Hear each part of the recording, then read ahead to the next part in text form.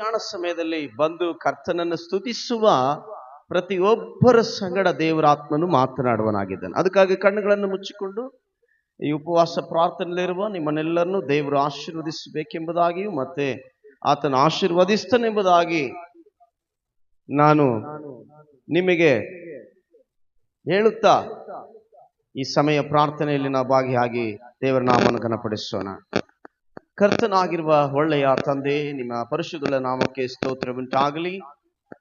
ಈ ಮಧ್ಯಾಹ್ನ ಸಮಯದಲ್ಲಿ ಕರ್ತನೆ, ನಿನ್ನ ಮಕ್ಕಳು ದೈಹಿಕವಾದ ಆಹಾರವನ್ನು ಬಿಟ್ಟು ಸ್ವಾಮಿ ಆತ್ಮಿಕ ಆಹಾರವನ್ನು ಹೊಂದಿಕೊಳ್ಳುವುದಕ್ಕಾಗಿ ಬಂದ ಈ ಎಲ್ಲಾ ನಿನ್ನ ಮುದ್ದಾದ ಮಕ್ಕಳನ್ನು ದೇವರೇ, ನನ್ನನ್ನು ಕರ್ತನೆ ನಿನ್ನ ಆಧೀನದಲ್ಲಿ ತೆಗೆದುಕೊಂಡು ಪವಿತ್ರಾತ್ಮನೇ ನಿನ್ನ ಶಕ್ತಿಯಿಂದ ನನ್ನನ್ನು ನಡೆಸಬೇಕೆಂದೇಳಿ ನಿನ್ನ ಪಾದಕ್ಕೆ ಅಡ್ಡ ಬಿದ್ದು ಸ್ತೋತ್ರ ಮಾಡುವನಾಗಿದ್ದೇನೆ. ನಿನಗೆ ಘನ, ನಿನಗೆ ಮಾನ, ನಿನಗೆ ಮಹಿಮೆಯನ್ನು ಸಲ್ಲಿಸುತ್ತಾ ಯೇಸುವಿನ ನಾಮದಲ್ಲಿ ಪ್ರಾರ್ಥಿಸುತ್ತೇನೆ, ಪರಲೋಕದ ಜೀವವುಳ್ಳ ಒಳ್ಳೆಯ ತಂದೆ, ಆಮೆನ್. ಹಲ್ಲೆಲೂಯ. ಎಷ್ಟು ಜನ ಸಂತೋಷವಾಗಿದ್ದೀರಾ? ಹಲ್ಲೆಲೂಯ. ಈ ಮಧ್ಯಾಹ್ನ ವೇಳೆಯಲ್ಲಿ ಸಂತೋಷ ಇರುವವರನ್ನು ದೇವರು ಏನ್ ಮಾಡ್ತಾನೆ? ಆಶೀರ್ವದಿಸ್ತಾನೆ. ಸಂತೋಷವಾಗಿರೋರು ಈ ಮಧ್ಯಾಹ್ನ ವೇಳೆಯಲ್ಲಿ ಸಂತೋಷವಾಗಿದ್ರೆ ಅವ್ರು ಏನ್ ಮಾಡ್ತಾರೆ ಅಂದ್ರೆ ದೇವರ ವಾಕ್ಯವನ್ನು ಕೇಳಕ್ಕೆ ಸಾಧ್ಯವಾಗುತ್ತೆ. ಸಂತೋಷವಿಲ್ಲದವ್ರು ಏನ್ ಮಾಡ್ತಾರೆ ಅಂದ್ರೆ ಎಲ್ಲಿ ಸಂತೋಷವಿಲ್ಲದ ವಿಷಯದಲ್ಲಿ ನಾವಿದೀವೋ ಆ ಕಡೆನೆ ನಮ್ಮೆಲ್ಲ ಯೋಚನೆ, ನಮ್ಮ ಧ್ಯಾಸ, ನಮ್ಮ ಆಲೋಚನೆಗಳಿರ್ತವೆ. ಹಲ್ಲೆಲೂಯ. ಆದರೆ ನಾವು ಸಂತೋಷವಾಗಿದ್ರೆ ಇವತ್ತು ಈ ಮಧ್ಯಾಹ್ನ ವೇಳೆಯಲ್ಲಿ ಉಪವಾಸದಿಂದ ಬಂದ ಪ್ರತಿಯೊಬ್ಬರು ದೇವರ ಆಶೀರ್ವದಿಸುವನಾಗಿದ್ದಾನೆ. ಹಲ್ಲೆಲೂಯ. ಅದಕ್ಕಾಗಿ ಕೀರ್ತನೆಗಾರನಲ್ಲಿರುವಂತ ಭಕ್ತನಾದ ಕೀರ್ತನೆಗಾರನು ನೋಡ್ರಿ, 81ನೇ ಕೀರ್ತನೆ 13ನೇ ವಚನದಲ್ಲಿ ದೇವರು ತಿಳಿಸುವಂತ ವಾಕ್ಯವು,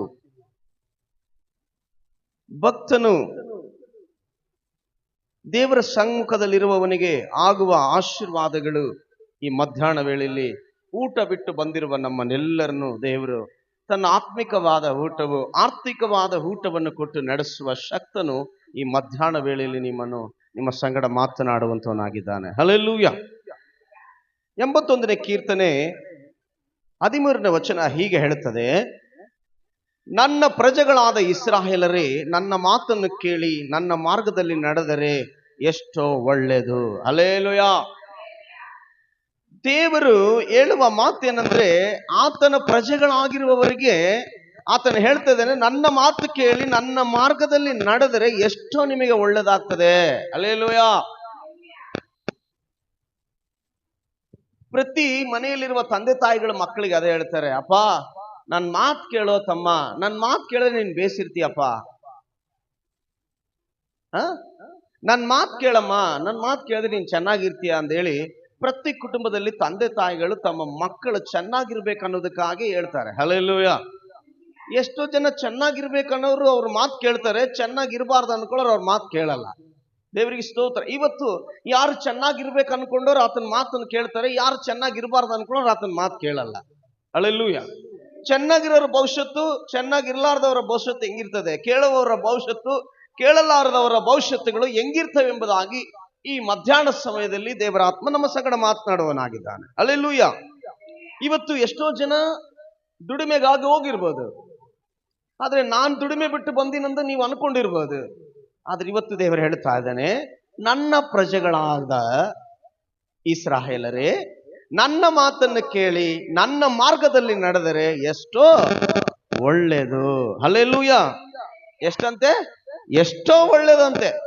ಅಷ್ಟಿಷ್ಟ ಅಂತ ಹೇಳಿಲ್ಲ, ಎಷ್ಟೋ ಒಳ್ಳೆಯದೆಂಬುದಾಗಿ ದೇವರು ಇವತ್ತು ನಮ್ಮ ಮಧ್ಯದಲ್ಲಿ ಮಾತನಾಡುವನಾಗಿದ್ದಾನೆ. ಅದಕ್ಕೆ ಆತನ ಮಾತನ್ನು ಕೇಳುವವರು, ಆಶೀರ್ವಾದಿಸಲ್ಪಡುವವರು, ಆತನ ಮಾರ್ಗದಲ್ಲಿ ನಡೆಯುವವರು ಸುರಕ್ಷಿತರಾಗಿರುವವರಾಗಿದ್ದಾರೆ. ಹಲ್ಲೆಲೂಯ. ಧರ್ಮೋಪದೇಶ ಕಾಂಡ 5ನೇ ಅಧ್ಯಾಯ 29ನೇ ವಚನ ನಾವು ತೆಗೆಯೋಣ. ಧರ್ಮೋಪದೇಶ ಕಾಂಡ 5:29. ಹಲ್ಲೆಲೂಯ. ದೇವರಿಗೆ ಸ್ತೋತ್ರ. 5:29 ಧರ್ಮೋಪದೇಶ ಕಾಂಡ 5:29 ನಾವು ನೋಡಿಕೊಳ್ಳೋಣ ಪ್ರಿಯ ದೇವರ ಮಕ್ಕಳೇ. ಹಲ್ಲೆಲೂಯ. Thank you Jesus. ನೋಡ್ರಿ, ಅಲ್ಲಿ ವಚನ ಹೇಳ್ತದೆ, ನನ್ನಲ್ಲಿ ಭಯಭಕ್ತಿ ಉಳ್ಳವರಾಗಿ ನನ್ನ ಆಜ್ಞೆಗಳನ್ನು ಅನುಸರಿಸುವ ಮನಸ್ಸು ಯಾವಾಗಲೂ ಅವರಲ್ಲಿ ಇದ್ದರೆ ಎಷ್ಟೋ ಮೇಲು. ಆಗ ಅವರಿಗೆ, ಅವರ ಸಂತತಿಯವರಿಗೆ ಯಾವಾಗಲೂ ಶುಭ ಉಂಟಾಗುತ್ತದೆ. ಹಲ್ಲೆಲೂಯಾ.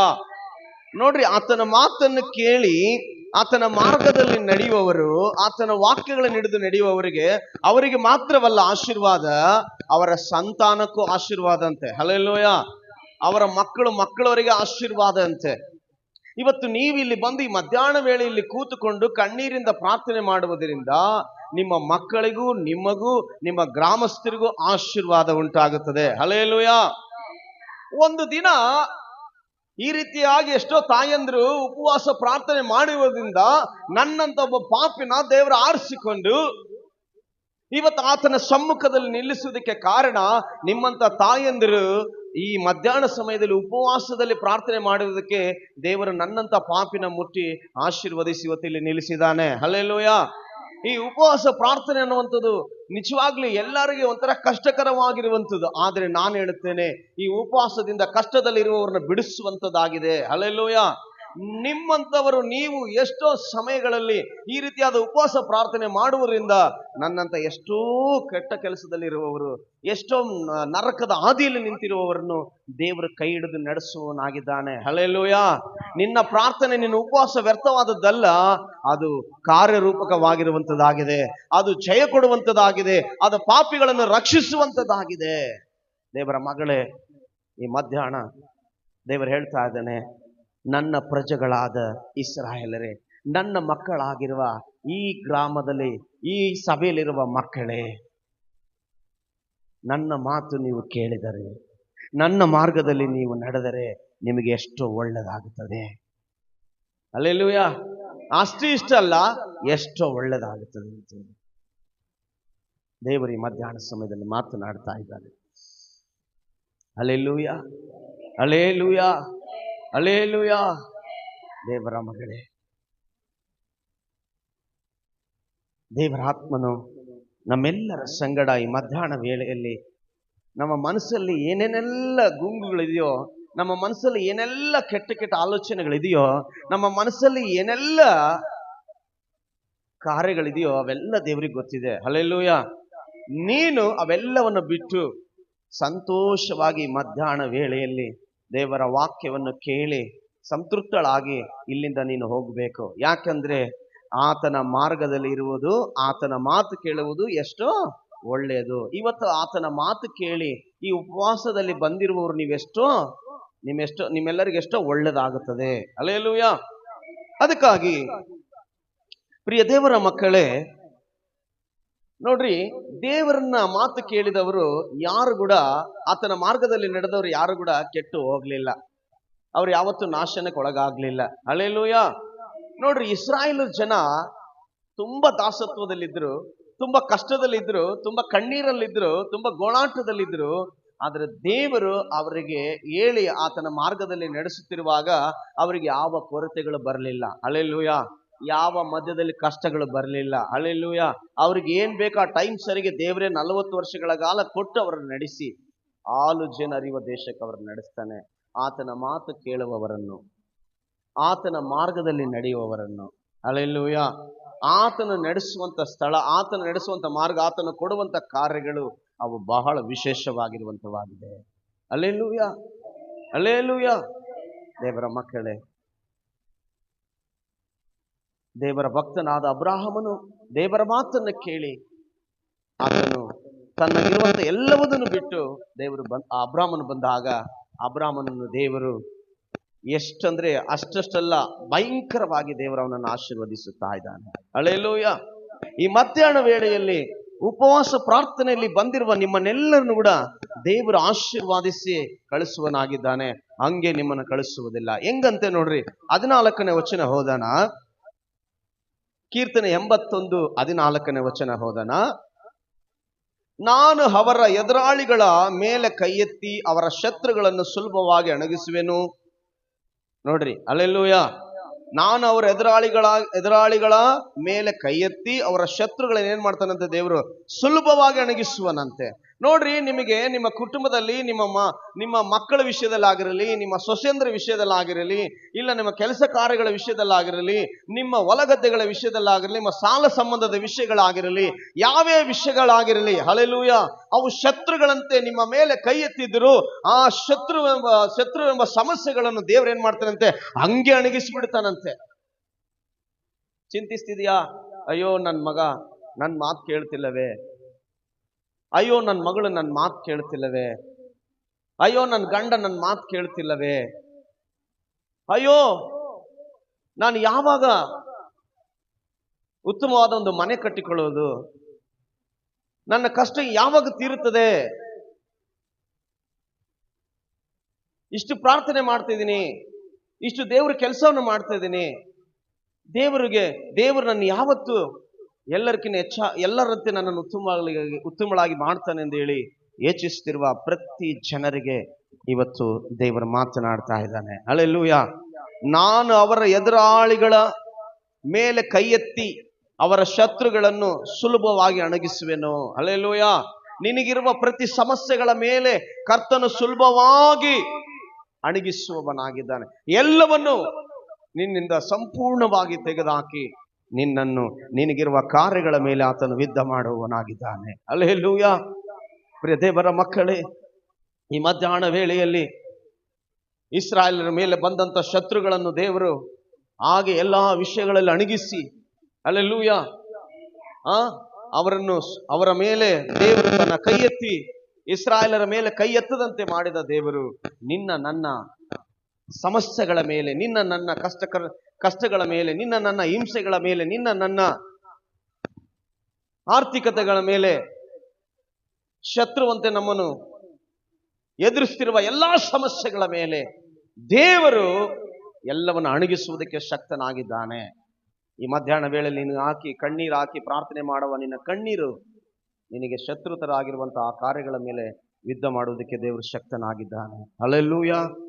ಅದಕ್ಕೆ ಮುಂದಿನ ವಚನ ಹೇಳುತ್ತದೆ, ಯೆಹೋವನು ದೇಶಗಳು ಅವರ ಮುಂದೆ ಮುದುರಿಕೊಳ್ಳುವರು, ಅವರಾದರೂ ಸದಾಕಾಲವೂ ಇರುವರು. ಹಲ್ಲೆಲೂಯಾ.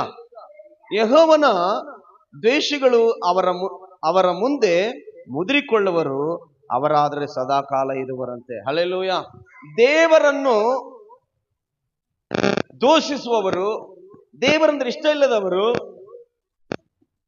ದೇವರ ಮಕ್ಕಳನ್ನು ನೋಡಿದ್ರೆ ಅಸಹಿಸಿಕೊಳ್ಳುವವರು, ದೇವರ ಮಕ್ಕಳು ಮಾಡೋ ಕಾರ್ಯಗಳನ್ನು ನೋಡಿದ್ರೆ ಗೇಲಿ ಮಾಡುವವರು, ಅವ್ರೇನಾಗ್ತಾರಂತೆ, ಅವರು ಮುದುರಿಕೊಳ್ತಾರಂತೆ. ಹಲ್ಲೆಲೂಯಾ. ನಿಮ್ಮನ್ನು ನೋಡುವಾಗ ಅವರು ಮುದುರಿಕೊಳ್ಳುತ್ತಾರಂತೆ.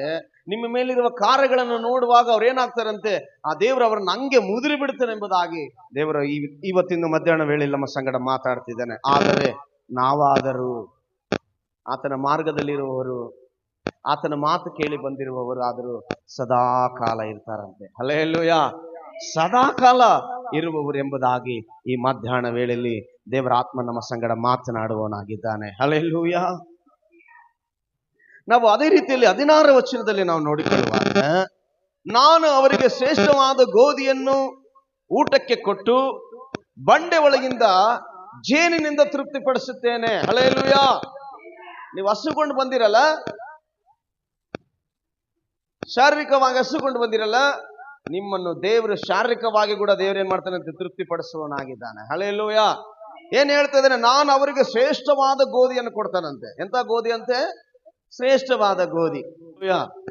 ಪ್ರಿಯ ದೇವರ ಮಕ್ಕಳೇ, ಶ್ರೇಷ್ಠವಾದ ಗೋಧಿಯನ್ನು ದೇವರು ಏನ್ ಮಾಡ್ತಾನಂತೆ ನಮಗೆ ಕೊಡುವವನಾಗಿದ್ದಾನಂತೆ. ಹಲ್ಲೆಲೂಯಾ. ನಿಮಗೆ ಶ್ರೇಷ್ಠವಾದ ಗೋಧಿಯನ್ನು ಊಟಕ್ಕೆ ಕೊಟ್ಟು ಬಂಡೆ ಒಳಗಿಂದ ಜೇನಿನಿಂದ ತೃಪ್ತಿಪಡಿಸುವನಂತೆ. ಹಲ್ಲೆಲೂಯಾ.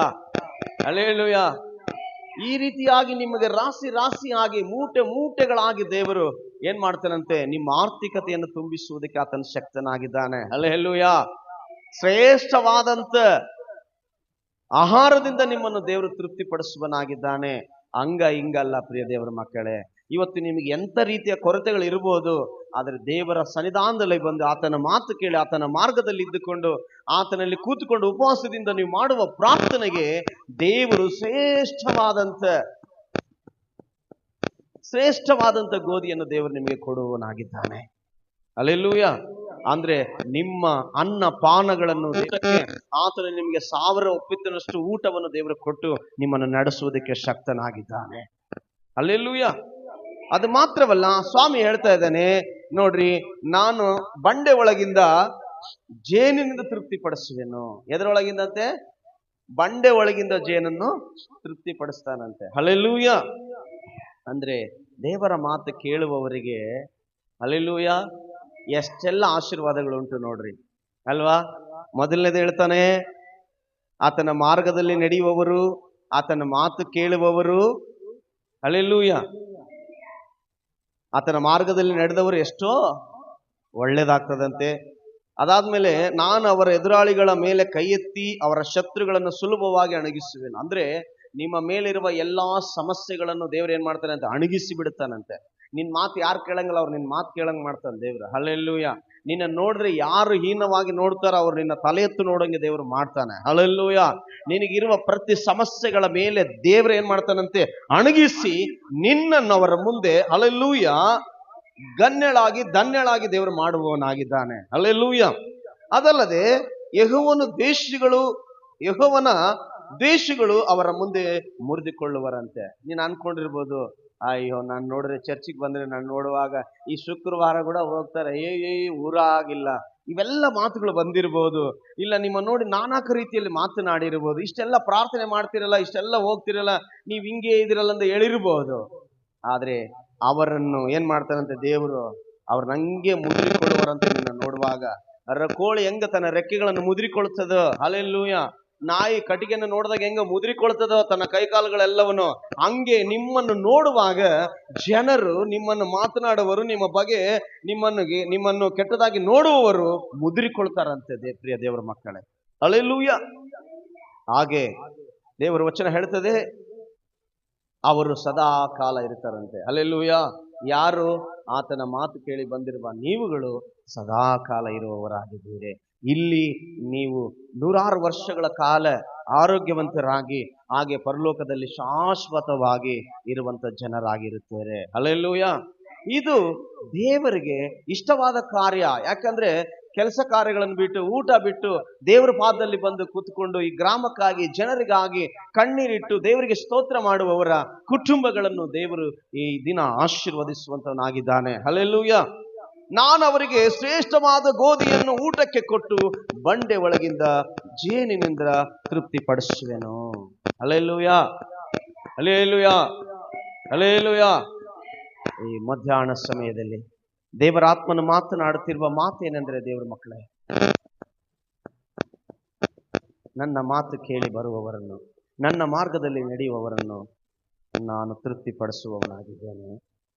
ಅವರಿಗೆ ಶ್ರೇಷ್ಠವಾದ ಗೋಧಿಯನ್ನು ಕೊಟ್ಟು ಅವರಿಗೆ ಊಟ ಮಾಡಿಸುವನಾಗಿದ್ದೇನೆ.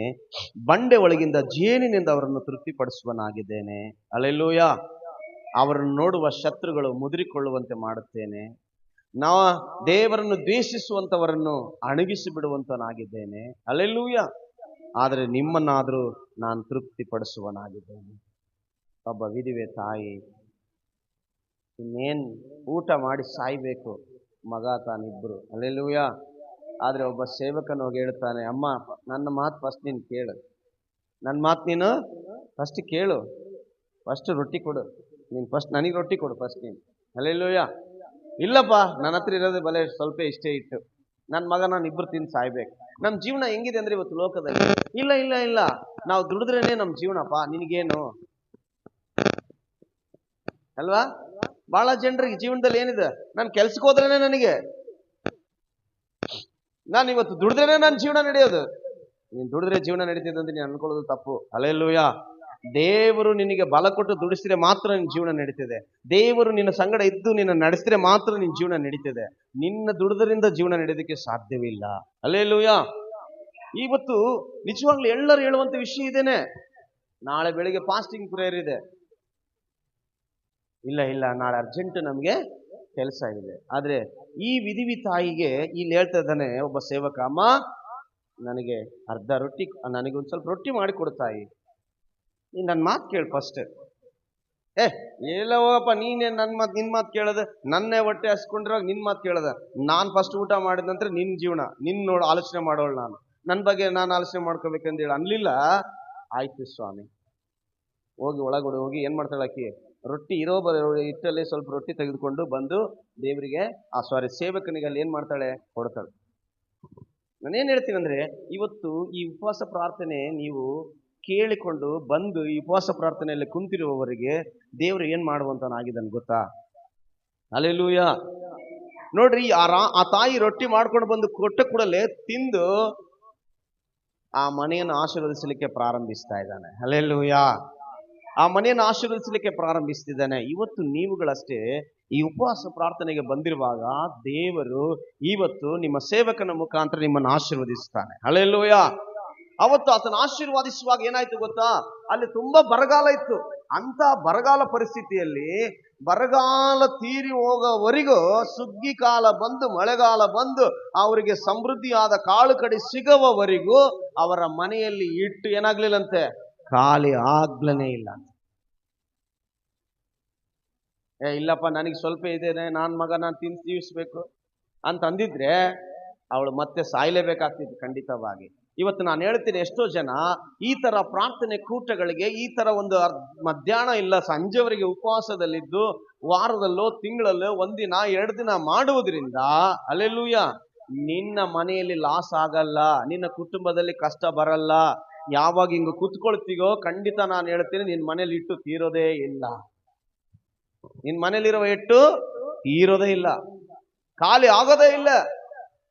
ಯಾಕಂದ್ರೆ ದೇವರು ವಚನ ಹಂಗೆ ಹೇಳ್ತದೆ, ನಿನಗೆ ಶ್ರೇಷ್ಠವಾದ ಗೋಧಿಯನ್ನು ಕೊಟ್ಟು ಏನ್ ಮಾಡ್ತಾನಂತೆ, ನಿನಗೆ ಊಟಕ್ಕೆ ನಾನು ಕೊಟ್ಟು ಬಂಡೆ ಒಳಗಿಂದ ಜೇನಿಂದ ತೃಪ್ತಿಪಡಿಸುವನಾಗಿದ್ದೇನೆ. ಹಂಗಿರುವುದರಿಂದ ನಾನು ನಿನ್ನನ್ನು, ನೀನ್ ಮಾಡುವ ಈ ಒಂದು ಉಪವಾಸ ಪ್ರಾರ್ಥನೆಯನ್ನು ನೋಡಿ ಸುಮ್ಮನೆ ಹೋಗೋನ್ ಅನ್ಕೊಂಡಿದ್ಯಾ? ಇಲ್ಲ, ನಾನ್ ಬಂದಿರೋದು ಒಂದು ಕಾರ್ಯ ಮಾಡಿ ಹೋಗೋದಕ್ಕೆ. ಹಲ್ಲೆಲೂಯಾ. ಯಾಕಂದ್ರೆ ನೀನ್ ಬಂದಿರುವುದು ನನ್ನ ಮಾತು ಕೇಳಿ, ನೀನ್ ಬಂದಿರುವುದು ನನ್ನ ಮಾರ್ಗದಲ್ಲಿ. ಹಲ್ಲೆಲೂಯಾ. ನೋಡ್ರಿ, 40 ವರ್ಷದಲ್ಲಿ ಇಸ್ರಾಯೇಲ್ ಜನರು ನಡ್ಕೊಂಡು ಬಂದ್ರು. ಆದ್ರೆ ದೇವರ ಮಾತು ಕೇಳಿ, ದೇವರ ಸೇವಕನ ಮಾತು ಹೇಳ್ದಂಗೆ ಕೇಳಿ ನಡೆದವರು ಮಾತ್ರನೇ ಕಾನಾನ್ ದೇಶಕ್ಕೆ ಹೋದ್ರು. ಯಾರೆಲ್ಲ ಆತನ ಮಾತು ಕೇಳ್ದಂಗೆ ಮೀರಿದ್ರು ಅವ್ರು ಯಾರು ಕಾನಾನ್ ದೇಶಕ್ಕೆ ಹೋಗ್ಲೇ ಇಲ್ಲ. ನಡೆದಾರಲ್ಲೇ ಸತ್ತೋಗ್ಬಿಟ್ರು, ನಡೆದಾರಲ್ಲೇ ಸತ್ತೋದ್ರು.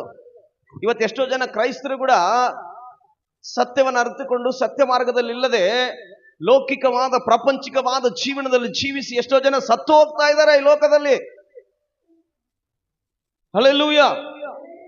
ಆದ್ರೆ ನಾನು ಹೇಳ್ತೀನಿ, ಕೊನೆಯವರೆಗೂ, ದೇವರ ಬರೆವರೆಗೂ ಇಲ್ಲ, ನಾವು ಈ ಲೋಕ ಬಿಟ್ಟು ದೇವರ ಪಾದ ಸೇರವರೆಗೂ ಹಲ್ಲೆಲೂಯಾ ಯಾವಾಗಲೂ ಕೂಡ ದೇವರ ಮಾರ್ಗವನ್ನು ಬಿಟ್ಟು ದೇವರ ಮಾತನ್ನು ಮೀರಿ ಜೀವಿಸಲೇಬಾರದು.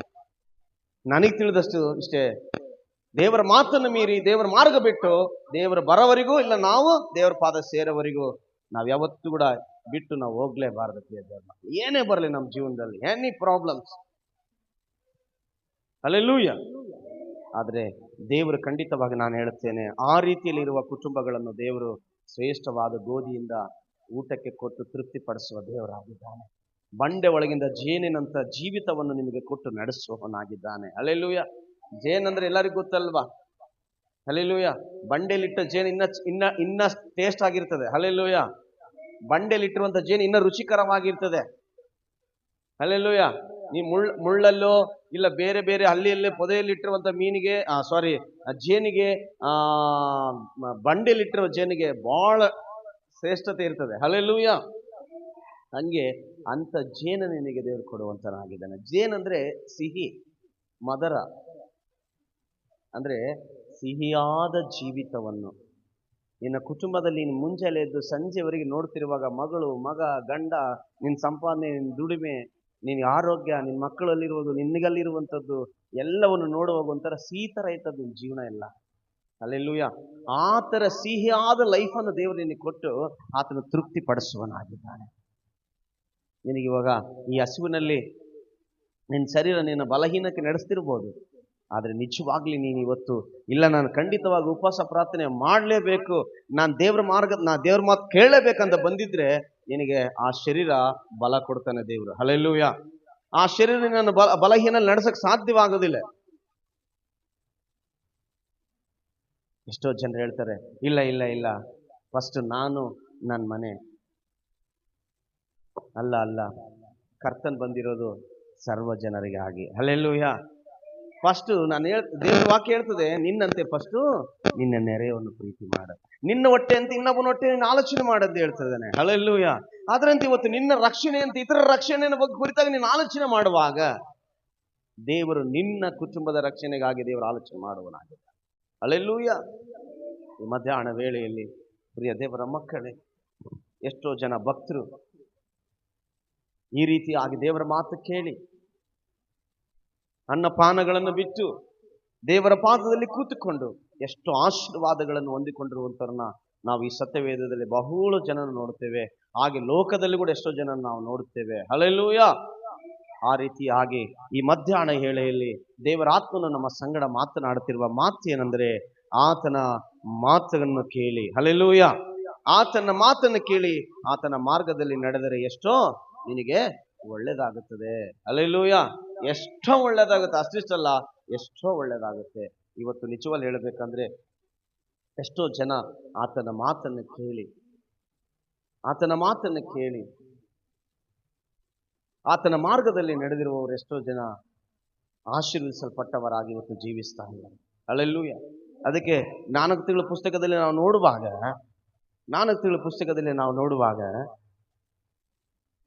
ಜ್ಞಾನಿಯಾದ ಸೊಲೊಮೋನನು ರಚಿಸಿದಂಥ ಪವಿತ್ರಾತ್ಮನಿಂದ ಬರೆಯಲ್ಪಟ್ಟಂಥ ಈ ಜ್ಞಾನೋಕ್ತಿಗಳ ಪುಸ್ತಕದಲ್ಲಿ ನಾವು ನೋಡುವಾಗ ಅಲ್ಲಿ ನೋಡ್ರಿ ಮೂರನೇ ಅಧ್ಯಾಯ ಹೀಗೆ ಹೇಳ್ತದೆ, ಕಂದ, ನನ್ನ ಉಪದೇಶವನ್ನು ಮರೆಯಬೇಡ, ನನ್ನ ಆಜ್ಞೆಗಳನ್ನು ಮನಪೂರ್ವಕವಾಗಿ ನಡೆಸು, ಅವು ನಿನ್ನ ದಿನಗಳನ್ನು ಹೆಚ್ಚಿಸಿ ನಿನ್ನ ಆಯುಷ್ಯನ್ನು ವೃದ್ಧಿಗೊಳಿಸುವಂತೆ. ಹಲ್ಲೆಲೂಯಾ. ನಿನ್ನ ಆಯುಷ್ ಏನಾಗ್ತಿದಂತೆ? ವೃದ್ಧಿಗೊಳಿಸ್ತವಂತೆ. ಹಲ್ಲೆಲೂಯಾ. ಯಾಕೆಂದ್ರೆ ನೀನು ಆತನ ಉಪದೇಶವನ್ನು ಕೇಳಿ ನಾನು ಉಪವಾಸ ಪ್ರಾರ್ಥನೆಗೆ ಹೋಗ್ಲೇಬೇಕೆಂದು ಹೇಳಿ ಇವತ್ತೆಲ್ಲವನ್ನು ಬಿಟ್ಟು ಬಂದಿರುವುದರಿಂದ, ನೀನು ಆತನ ಮಾತನ್ನು ಕೇಳಿದ ಮಗಳಾಗಿರುವುದರಿಂದ ನಿನ್ನ ದಿನಗಳನ್ನು ದೇವರು ಹೆಚ್ಚಿಸಿ ನಿನ್ನ ಆಯುಷ್ಯನ್ನು ಆತನ ವೃದ್ಧಿಗೊಳಿಸುವವನಾಗಿದ್ದಾನೆ. ವೃದ್ಧಿಗೊಳಿಸುವುದು ಮಾತ್ರವಲ್ಲ, ನಿನಗೆ ಸುಕ್ಷೇಮವನ್ನು ಉಂಟು ಮಾಡುವೆವು ಅಂತ ಹೇಳ್ತಾನೆ. ಹಲ್ಲೆಲೂಯಾ. ಏನಂತೆ? ನಿನಗೆ ಸುಕ್ಷೇಮವನ್ನು ಉಂಟು ಮಾಡುವೆವು ಎಂಬುದಾಗಿ. ಹಲ್ಲೆಲೂಯಾ. ಅದಕ್ಕಾಗಿ ಪ್ರಿಯ ದೇವರ ಮಕ್ಕಳೇ, ನೀವು ಇವತ್ತು ಆತನ ಮಾತನ್ನು ಕೇಳಿ ಆತನ ಮಾರ್ಗದಲ್ಲಿ ನೀವು ನಡೀತಿರುವುದರಿಂದ ದೇವರು ನಿಮ್ಮನ್ನು ಹಲ್ಲೆಲೂಯಾ ಸಮೃದ್ಧಿಯಾಗಿ ತೃಪ್ತಿಪಡಿಸುವ ದೇವರಾಗಿದ್ದಾನೆ. ಕಾಣ್ತಿರುವ ಕಷ್ಟಗಳು, ಎದುರಾಗಿರುವ ಸಮಸ್ಯೆಗಳೆಲ್ಲವನ್ನು ಕೂಡ ದೇವರು ಏನ್ ಮಾಡ್ತಾರಂತೆ? ಅಣಗಿಸಿಬಿಟ್ಟು ನಿಮಗೆ ಜಯವನ್ನು ಕೊಟ್ಟು ನಡೆಸುವ ದೇವರಾಗಿದ್ದಾನೆ. ಹಲ್ಲೆಲೂಯಾ. ಅದಕ್ಕಾಗಿ ನೋಡ್ರಿ, ಅದೇ ರೀತಿಯಲ್ಲಿ ನಾವು 5ನೇ ಅಧ್ಯಾಯ ಕೂಡ ನೋಡ್ಕೊಳ್ಳುವಾಗ ಅಲ್ಲಿ ಕೂಡ ಹೀಗೆ ಹೇಳ್ತದೆ, ಕಂದ, ನನ್ನ ಜ್ಞಾನ ಉಪದೇಶವನ್ನು ಆಲಿಸಿ ನನ್ನ ವಿವೇಕ ಬೋಧನೆಗೆ ಕಿವಿಗೊಡು. ಹೀಗಾದರೆ ನೀನು ಸುಬುದ್ಧಿಯನ್ನು ಕೈಗೊಳ್ಳುವಿ, ನಿನ್ನ ತುಟಿಗಳು ತಿಳಿವಳಿಕೆಯನ್ನು ಕಾಪಾಡುವವು. ಹಲ್ಲೆಲೂಯಾ. ಹೀಗೆ ಆತನ ಮಾತುಗಳನ್ನು ಕೇಳಿ ಆತನ ಮಾರ್ಗದಲ್ಲಿ ನಡೆಯುವವರು ಎಷ್ಟೋ ಎಷ್ಟೋ ಎಷ್ಟೋ ಹಲ್ಲೆಲೂಯಾ ಧನ್ಯರಾಗಿರುವಂತವರಾಗಿದ್ದಾರೆ. ಹಲ್ಲೆಲೂಯಾ. ನೀವು ಅದೇ ರೀತಿಯಲ್ಲಿ ಆ ಒಂದು ಜ್ಞಾನೋಕ್ತಿಗಳ ಪುಸ್ತಕದಲ್ಲಿ ನೋಡುವಾಗ ಬಹಳ ವಿಷಯಗಳಲ್ಲಿ ದೇವರ ವಚನಗಳು ಹೀಗೆ ಬರೆಯಲ್ಪಟ್ಟಿರ್ತದೆ. ಮಕ್ಕಳಿರ ತಂದೆಯ ಮಾತನ್ನು ಕೇಳಿರಿ ಎಂಬುದಾಗಿ, ತಾಯಿಯ ಮಾತನ್ನು ಕೇಳಿರಿ ಎಂಬುದಾಗಿ, ಜ್ಞಾನವನ್ನು ಹೊಂದಿಕೊಳ್ಳ್ರಿ ಎಂಬುದಾಗಿ, ಹೀಗೆ ಬಹಳ ವಿಷಯಗಳು ಆ ಪುಸ್ತಕದಲ್ಲಿ ಬರೆಯಲ್ಪಟ್ಟಿರ್ತದೆ ಪ್ರಿಯ ದೇವರ ಮಕ್ಕಳೇ. ಹಲ್ಲೆಲೂಯಾ. ಅದಕ್ಕಾಗಿ ಈ ಮಧ್ಯಾಹ್ನ ವೇಳೆಯಲ್ಲಿ ದೇವರು ನಿಮ್ಮ ಸಂಗಡ ಮಾತಾಡಿದ ಮಾತೇನೆಂದ್ರೆ, ಇವತ್ತು ನೀವು ಬಂದಿರೋರು ಯಾರು ಕೂಡ ಸುಮ್ಮನೆ ಆಗಿ ನಿಮ್ಮನ್ನು ದೇವರು ಕಳಿಸೋದಕ್ಕೆ ಆತನಿಗೆ ಇಷ್ಟ ಇಲ್ಲ ಪ್ರಿಯ ದೇವರ ಮಕ್ಕಳೇ. ಹಲ್ಲೆಲೂಯಾ. ದೇವರು ನಿಮ್ಮನ್ನು ಇವತ್ತು ಏನಂತೆ ಶ್ರೇಷ್ಠವಾದ ಗೋಧಿಯಿಂದ ತೃಪ್ತಿಪಡಿಸ್ತಾನೆ. ನಿಮ್ಮನ್ನು ಬಂಡೆ ಒಳಗಿನ ಜೇನಿಂದ ನಿಮ್ಮನ್ನು ದೇವರು ತೃಪ್ತಿಪಡಿಸುವನಾಗಿದ್ದಾನೆ. ಹಲ್ಲೆಲೂಯಾ. ಅದಕ್ಕಾಗಿ ಈ ಮಧ್ಯಾಹ್ನ ವೇಳೆಯಲ್ಲಿ ನಾವೆಲ್ಲರೂ ಕೂಡ ದೇವರ ಸನ್ನಿಧಾನದಲ್ಲಿ, ಕರ್ತನೇ ನನ್ನನ್ನು ಈ ರೀತಿಯಾಗಿ ಆಶೀರ್ವಾದ ಮಾಡುವ ದೇವರೇ, ಇನ್ನು ಹೆಚ್ಚಾಗಿ ನಾನು ನಿನ್ನ ಮಾರ್ಗದಲ್ಲಿ ನಡೀತೀನಪ್ಪ, ಇನ್ನು ಹೆಚ್ಚಾಗಿ ನಿನ್ನ ಮಾತುಗಳು ನಾನು ಕೇಳುತ್ತೀನಪ್ಪ ಎಂಬುದಾಗಿ ನಾವು ದೇವರಿಗೆ ಹಲ್ಲೆಲೂಯ ಹೇಳಿ ಆತನ ಮಾರ್ಗದಲ್ಲಿ ನಡೆಯುವುದು ಎಷ್ಟು ಒಳ್ಳೆಯದಾಗಿದೆ ಎಂಬುದಾಗಿ ನಾನು ನಿಮಗೆ ಹೇಳಲಿಕ್ಕೆ ಇಷ್ಟಪಡ್ತೇನೆ ದೇವರ ಮಕ್ಕಳೇ. ಹಲ್ಲೆಲೂಯ. ಯಾಕಂದ್ರೆ ದೇವರ ವಾಕ್ಯ ಹೇಳ್ತದೆ, ನಾನೇ ಸತ್ಯವು, ನಾನೇ ಮಾರ್ಗವು, ನಾನೇ ಜೀವವು. ಹಲ್ಲೆಲೂಯ. ನನ್ನ ಮಾರ್ಗದಲ್ಲಿ ನಡೆಯುವವನಿಗೆ ಏನಿರ್ತದೆ? ಯಾವ ಕೆಟ್ಟದವನನ್ನು ಮುಟ್ಟುವುದಿಲ್ಲಂತೆ. ಆತನ ಸತ್ಯವಂತನಾಗಿರುವುದರಿಂದ, ಆತನನ್ನು ನಂಬಿ ಆತನ ಮಾತು ಕೇಳಿ ನೀನು ಜೀವಿಸುವುದರಿಂದ ನಿನ್ನ ಜೀವಿತ ಸತ್ಯವಾಗಿರುತ್ತದೆ. ಅದಲ್ಲದೆ ಆತನ ಜೀವವಾಗಿರುವುದರಿಂದ ನೀನು ಆತನ ಮಾತಿಗೂ ಆತನ ಮಾರ್ಗದಲ್ಲಿಯೂ ಆತನ ಸತ್ಯತೆಯಲ್ಲಿ ಇರುವಾಗ ನಿನಗೆ ನಿತ್ಯ ಜೀವವು ಉಂಟಾಗಿದೆ. ಹಲ್ಲೆಲೂಯ. ಆ ಕಾರಣದಿಂದ ಸತ್ಯವು ಮಾರ್ಗವೂ ಆಗಿರುವ ದೇವರ ಮಾತನ್ನು ನಾವು ಕೇಳಿ ಆತನ ಸತ್ಯತೆಯಲ್ಲಿ ಆತನ ಮಾರ್ಗದಲ್ಲಿ ಆತನ ನಿತ್ಯ ಜೀವದಲ್ಲಿ ನಾವು ಜೀವಿಸುವಂತರಾಗಿರೋಣ. ಪ್ರಿಯ ದೇವರ ಮಕ್ಕಳೇ, ಈ ಮಧ್ಯಾಹ್ನ ವೇಳೆಯಲ್ಲಿ ಕರ್ತನಾಗಿರುವ ದೇವರು ನಮ್ಮ ಸಂಗಡ ಮಾತನಾಡಿದ ಮಾತುಗಳನ್ನು ನಮ್ಮ ಎಲ್ಲರ ಹೃದಯಗಳಲ್ಲಿ ಇದನ್ನು ಇಟ್ಟುಕೊಂಡು ನಾವು ಸದಾಕಾಲ ಜೀವಿಸುವಂತವರಾಗಿರೋಣ. ಹಲ್ಲೆಲೂಯ. ಏನಪ್ಪಾ, ನಾನು ಬಂದೆ, ಪ್ರತಿ ಶುಕ್ರವಾರ ಬರಬೇಕಾ, ಹೀಗೆ ಇರಬೇಕಾ, ಯೋಚನೆ ಮಾಡಬೇಡ್ರಿ ಪ್ರಿಯ ದೇವರ ಮಕ್ಕಳೇ. ಬಂದವರಿಗೆ ಸಮೃದ್ಧಿಯಾದ ಆಶೀರ್ವಾದ ಇದೆ, ದುಡಿದವರಿಗೆ ತುಂಬಾ ಆಶೀರ್ವಾದವಿದೆ. ಎಷ್ಟು ದುಡಿದೀವೋ ಅಷ್ಟು ಕೂಲಿ ಬರುತ್ತದೆ ನಮಗೆ. ಈ ಊರಲ್ಲಿ ಕೊಡ್ತಾರಿಲ್ಲ ಗೊತ್ತಿಲ್ಲ, ಆದರೆ ಯೇಸು ಸ್ವಾಮಿ ಖಂಡಿತವಾಗಿ ಕೊಡ್ತಾನೆ. ಹಲ್ಲೆಲೂಯ. ಆದರೆ ಅದನ್ನು ಕೇರ್ ಮಾಡದಂತೆ, ಅದನ್ನು ಲೆಕ್ಕಿಸದಂತೆ, ನಾನೇನೋ ಅದೇನಂತಲ್ಲ ಊಟಕ್ಕುಂಟು ಆಟಕ್ಕಿಲ್ಲ ಅನ್ನೋ ರೀತಿಯಲ್ಲಿ ಜೀವಿಸುವವರನ್ನು ಮಾತ್ರ ದೇವರು ಖಂಡಿತವಾಗಿ ಏನಂತಾನಂತೆ, ಹಲ್ಲೆಲೂಯ, ಅವರನ್ನು ದೇವರು ಹಲ್ಲೆಲೂಯ ನೋಡ್ರಿ ಹೇಳ್ತಾನೆ, ಅವರು ಹಂಗೆ ಮುದ್ರಿಕೊಳ್ಳುವವರಾಗ್ತಾರಂತೆ. ಹಲ್ಲೆಲೂಯ. ಅಂದ್ರೆ ಅವ್ರು ಎಷ್ಟೇ ದುಡಿದ್ರೂ ಅವ್ರಿಗೆ ತೃಪ್ತಿ ಇರೋದಿಲ್ಲ, ಅವ್ರು ಎಷ್ಟೇ ಸಂಪಾದನೆ ಮಾಡಿದ್ರು ಅವ್ರಿಗೆ ಸಮಾಧಾನ ಇರೋದಿಲ್ಲ, ಅವ್ರು ಎಷ್ಟೇ ಕಾಲಗಳು ಬದುಕ್ತಿದ್ರು ಕೂಡ ಅವರಿಗೆ ನೆಮ್ಮದಿ ಇಲ್ಲ ಅಂತೆ. ಅಂತ ಒಂದು ಜೀವಿತ ಕ್ರೈಸ್ತರಲ್ಲೇ ಇರುವಂತ ಜೀವಿತ ಇದೆ. ಹಲ್ಲೆಲೂಯ. ಲೌಕಿಕದವರಲ್ಲ. ಬಹಳ ಜನ ಖಾಲಿಯಾಗಿ ಮನೇಲೇ ಇರ್ತಾರೆ, ಟೈಮ್ ಪಾಸ್ ಮಾಡ್ಕೊಂಡು ತಿರುಗ್ತಾ ಇರ್ತಾರೆ, ಮೊಬೈಲ್ಗಳು ನೋಡ್ಕೊಂಡು ಮಲ್ಕೊಳ್ತಾರೆ, ಹೆಣ್ಮಕ್ಳು ಸಮೇತ ಇವತ್ತು. ಆದ್ರೆ ನೀವು ನಿಜವಾಗ್ಲೇ ಆತನ ಮಾತನ್ನು ಕೇಳಿ ಆತನ ಮಾರ್ಗದಲ್ಲಿ ಬಂದಿರೋರೇ, ನೀವು ಎಷ್ಟೋ ನಿಜವಾಗ್ಲಂದ್ರೆ ನೀವೆಷ್ಟೋ ಒಳ್ಳೆಯವರು. ಮತ್ತೆ ದೇವರು ನಿಮ್ಮನ್ನು ನಿಜವಾಗ್ಲೂ ಹೇಳುತ್ತೇನೆ, ನೀವು ನಡೆದರೆ ಎಷ್ಟೋ ಒಳ್ಳೇದು, ಅಂದ್ರೆ ನೀವು ಮಾಡ್ತಿರೋದು ಬಹಳ ಒಳ್ಳೇದಾಗಿದೆ ಪ್ರಿಯ ದೇವರ ಮಕ್ಕಳೇ. ಹಲ್ಲೆಲೂಯ. ಈ ಮಧ್ಯಾಹ್ನ ನಮ್ಮನ್ನು ಈ ಉಪವಾಸದಲ್ಲಿ ಇದ್ದಾಗ ನಾವೇನು ಸತ್ತು ಹೋಗೋದಿಲ್ಲ. ಹಲ್ಲೆಲೂಯ. ನಾವು ಬದುಕಿರ್ತೀವಿ. ಆದ್ರೆ ಈ ರೀತಿಯಾಗಿ ದೇವರ ಸಮ್ಮುಖದಲ್ಲಿ ಇಲ್ಲದಾರದವುದು ಖಂಡಿತ ನಾನು ಹೇಳ್ತೇನೆ, ಒಂದಿನ ಲೋಕದಲ್ಲಿಯೂ ಒಂದಿನ ಪರಲೋಕದಲ್ಲಿ ಇಲ್ಲದಂತೆ ನರಕಕ್ಕೂ ಅವ್ರು ಸತ್ತೋಗ್ತಾರೆ. ಹಲ್ಲೆಲೂಯ. ಆತ್ಮದಲ್ಲಿ ಸತ್ತೋದಾರ ಅವರಷ್ಟೇ. ಅದಕ್ಕೆ ಈ ರೀತಿಯ ಉಪವಾಸ ಪ್ರಾರ್ಥನೆಗಳಲ್ಲಿ ಇನ್ನೂ ಹೆಚ್ಚಾಗಿ ನೀವು ಜೀವಿಸ್ರಿ, ಇನ್ನೂ ಹೆಚ್ಚಿನ ರೀತಿಯಲ್ಲಿ ಕಾಲ ಕಳೀರಿ. ದೇವರ ಹತ್ರ ಕೂತ್ಕೊಂಡು ಆತನ ಮಾತು ಕೇಳಿ ಆತನ ಮಾರ್ಗದಲ್ಲಿ ನಡೀರಿ. ದೇವರು ನಿಮ್ಮನ್ನು ತೃಪ್ತಿಪಡಿಸಿ ಆತನು ನಡೆಸುವುದಕ್ಕೆ ಶಕ್ತನಾಗಿದ್ದಾನೆ. ಹಲ್ಲೆಲೂಯ. ಅದಕ್ಕಾಗಿ ಪ್ರಿಯ ದೇವರ ಮಕ್ಕಳು, ಈ ಮಧ್ಯಾಹ್ನ ಸಮಯದಲ್ಲಿ ನಾವೆಲ್ಲರೂ ಕೂಡ ದೇವರ ಸನ್ನಿಧಾನದಲ್ಲಿ ನಮ್ಮನ್ನು ನಾವು ಒಪ್ಪಿಸಿಕೊಟ್ಟು ನಾವು ಪ್ರಾರ್ಥನೆ ಮಾಡಿಕೊಳ್ಳೋಣ. ಕರ್ತನಾಗಿರುವ ದೇವರೇ, ಸರ್ವಶಕ್ತನಾಗಿರುವ ನನ್ನ ಯೇಸುವೆ, ನಿನಗೆ ವಂದನೆಗಳು ಸಲ್ಲಿಸ್ತೀನಪ್ಪ. ಈ ಮಧ್ಯಾಹ್ನ ವೇಳೆಯಲ್ಲಿ ಪರಿಶುದ್ಧಾತ್ಮನೇ, ಕೀರ್ತನೆಯಲ್ಲಿ ನೀನು ಮಾತನಾಡಿದ ಮಾತಿಗಾಗಿ ಸ್ತೋತ್ರ ಸಲ್ಲಿಸ್ತೇನೆ. ಯಾರು ನನ್ನ ಮಾತನ್ನು ಕೇಳಿ ನನ್ನ ಮಾರ್ಗದಲ್ಲಿ ನಡೀತಾರೋ ಅದು ಎಷ್ಟೋ ಒಳ್ಳೆಯದೆಂಬುದಾಗಿ. ಅಪ್ಪ, ನಿನ್ನ ವಾಕ್ಯಕ್ಕೆ ವಿಧಿಯರಾಗಿ ಬಂದಿರುವ ಈ ಕುಟುಂಬಗಳನ್ನು, ಈ ಮಕ್ಕಳನ್ನು ನೀನು ನೋಡ್ತಾ ಇದೀಯ. ಮಧ್ಯಾಹ್ನ ವೇಳೆಯಲ್ಲಿ ಒಬ್ಬೊಬ್ಬರ ಮೇಲೆ ಕರ್ತನೇ ನಿನ್ನ ಶ್ರೇಷ್ಠವಾದ ಆಶೀರ್ವಾದವು ಇವರನ್ನು ಆವರಿಸಲ್ಪಡಲಿ. ಮಕ್ಕಳು ಇಷ್ಟು ವರ್ಷದ ಹಿಂದಲಿಂದ ಮಕ್ಕಳು ಅವರ ಮಾತು ಕೇಳಿದವರಾಗಿರಬಹುದು. ಅವರ ಮಕ್ಕಳ ವಿದ್ಯಾಭ್ಯಾಸಗಳಲ್ಲಾಗಿರಲಿ, ಅವರ ಮಕ್ಕಳ ಜೀವನಗಳಲ್ಲಾಗಿರಲಿ, ಅವರ ಯಜಮಾನರ ಅವರ ಕುಟುಂಬದಲ್ಲಿ ಅವರಿಗಿರುವಂಥ ಸಾಲ ಸಂಬಂಧಗಳಾಗಿರಲಿ, ಇಲ್ಲ ಅವರಿಗೆ ಕರ್ತನೆ ಮಾಡಬೇಕಾದಂಥ ಕಟ್ಟಬೇಕಾದಂಥ ಕಾರ್ಯಗಳಲ್ಲಾಗಿರಲಿ ನಿಷ್ಫಲರಾಗಿದ್ರೆ, ದೇವರೇ, ಈ ಉಪವಾಸ ಪ್ರಾರ್ಥನೆಗೆ ನಿನ್ನ ಮಕ್ಕಳು ನಿನ್ನ ಮಾತನ್ನು ಕೇಳಿ ಬಂದಿರುವ, ನಿನ್ನ ಮಾರ್ಗದಲ್ಲಿ ನಡೀತಿರುವ ಈ ಮಕ್ಕಳನ್ನು ಸ್ವಾಮಿ ನೀನು ತೃಪ್ತಿ ಪಡಿಸು ದೇವರೇ. ಮಧ್ಯಾಹ್ನ ವೇಳೆಯಲ್ಲಿ ನೀನು ತೃಪ್ತಿ ಪಡಿಸಿ ಮಧ್ಯಾಹ್ನ ವೇಳೆಯಲ್ಲಿ ಕರ್ತನೆ ನಿನ್ನನ್ನೇ ಘನಪಡಿಸ್ತೇನೆ ಸ್ವಾಮಿ, ನಿನ್ನನ್ನೇ ಮಹಿಮೆ ಪಡಿಸ್ತೇನೆ ಸ್ವಾಮಿ. ನೀನು ಕರ್ತನೆ ಒಳ್ಳೆಯವನಪ್ಪ, ನೀನು ಒಳ್ಳೆಯವನು ಸ್ವಾಮಿ. ನಿನ್ನ ಕಾರ್ಯವನ್ನು ಮಾಡುವವರು ಒಳ್ಳೆಯವರು ಸ್ವಾಮಿ, ನಿನ್ನ ಮಾರ್ಗದಲ್ಲಿ ನಡೆಯುವವರು ಒಳ್ಳೆಯವರು ಸ್ವಾಮಿ, ನಿನ್ನ ಚಿತ್ತದಂತೆ ಜೀವಿಸುವವರು ಒಳ್ಳೆಯವರು ಸ್ವಾಮಿ, ನಿನ್ನ ಆಜ್ಞೆಗಳನ್ನು ಕೈಗೊಂಡು ನಡೆಯುವವರು ಒಳ್ಳೆಯವರು ಸ್ವಾಮಿ. ನಿನ್ನನ್ನು ದ್ವೇಷಿಸುವವರೆಲ್ಲರನ್ನು ಹಾಗೆ ಮುದುರಿಕೊಳ್ಳುತ್ತಾರೆ ಎಂಬುದಾಗಿ ನಿನ್ನ ವಾಕ್ಯ ನಮಗೆ ಇವತ್ತು ತಿಳಿಸಿದ್ದಕ್ಕಾಗಿ ಸ್ತೋತ್ರ. ಎಷ್ಟೋ ಜನ ದೇವರಾತ್ಮನೇ, ಪರಿಶುದ್ಧಾತ್ಮನೇ, ತಂದೆಯಾದ ದೇವರೇ, ಕರ್ತನಾಗಿರುವ ಯೇಸುವೇ, ಶಾರೀರಿಕವಾಗಿ ಬಲ ಹೊಂದಿದವರಾಗಿ ಆತ್ಮಿಕದಲ್ಲಿ ಬಲಹೀನರಾಗಿ ಜೀವಿಸ್ತಿರುವ ಎಷ್ಟೋ ಜನರನ್ನು ನೋಡ್ತಾ ಇದ್ದೀವಿ ಸ್ವಾಮಿ. ದೇವರೇ, ಇವತ್ತೆಷ್ಟೋ ಸೇವೆಗಳು ಕುಗ್ಗಿ ಹೋಗುವುದಕ್ಕೆ ಕಾರಣ, ಎಷ್ಟೋ ಸೇವಕರುಗಳು ಚಿಂತಿಸುವುದಕ್ಕೆ ಕಾರಣ, ಎಷ್ಟೋ ಸಭೆಗಳು ಒಡೆದೋಗೋದಕ್ಕೆ ಕಾರಣ ಮನುಷ್ಯರಲ್ಲಿರುವಂತ ಕರ್ತನೆ ಆ ದೇಶತ್ವವನ್ನು, ಆ ಸೋಂಬೇರಿತನ, ಆ ಸ್ವಾರ್ಥತೆಯನ್ನು, ಆ ಪ್ರಾಪಂಚಿಕ ಚಿಂತೆಗಳನ್ನು ದೇವರೇ ಯೇಸುವಿನ ನಾಮದಲ್ಲಿ ತೆಗೆದುಹಾಕಿ ಅವರನ್ನು ಸರಿ ಮಾಡು ಸ್ವಾಮಿ. ಅವರಿಂದ ಎಷ್ಟೋ ಜನರು ಕೂಡ ದೇವರೇ ಅವರ ಮಾರ್ಗದಲ್ಲಿ ನಡೀತಾ ಇರುವಂತಹ ಪರಿಸ್ಥಿತಿಗಳು ನಾವು ನೋಡ್ತಾ ಇದ್ದೀವಪ್ಪ.